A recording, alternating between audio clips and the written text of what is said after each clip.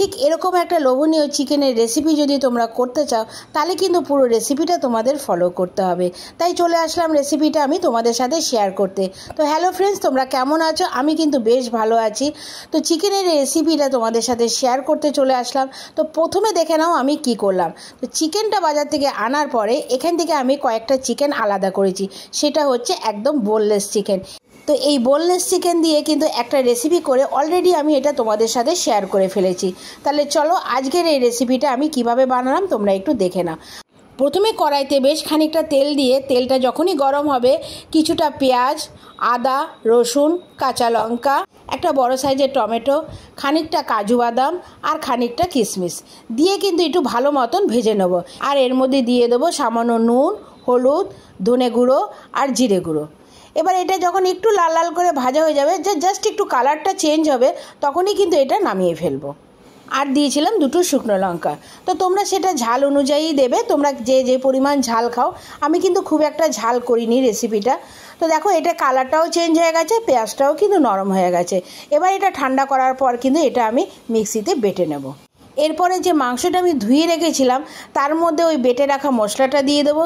আর দিয়ে দেবো বেশ খানিকটা টক দই। এবার এই কটা জিনিসকে কিন্তু বেশ ভালো মতন মাখিয়ে নিয়ে তার মধ্যে দিয়ে দিয়েছিলাম খানিকটা কাঁচা সর্ষের তেল।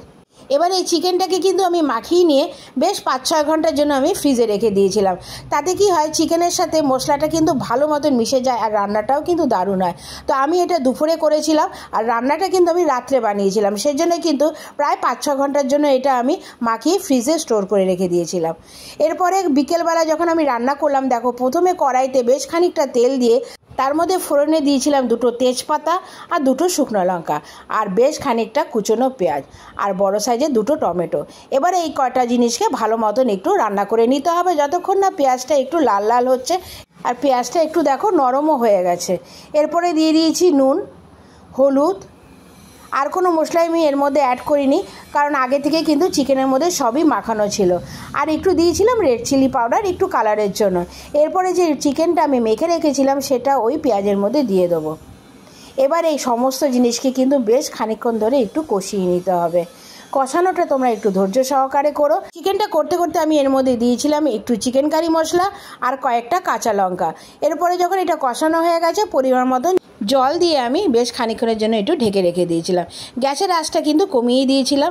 তো রেসিপিটা কেমন লাগলো অবশ্যই কিন্তু আমাকে একটু কমেন্টস করে জানিও। আমি কিন্তু তোমাদের কমেন্টসের অপেক্ষায় থাকি। ভালো লাগলে কিন্তু একটা লাইক, কমেন্টস আর এটা বন্ধুদের সাথে শেয়ার করে দিও। আর আমার চ্যানেলটা অবশ্যই সাবস্ক্রাইব করে দিও। আসবো আবার একটা নতুন রেসিপি নিয়ে, আবার দেখা হবে। তোমরা ভালো থাকো, সুস্থ থাকো। এখনের জন্য টাটা।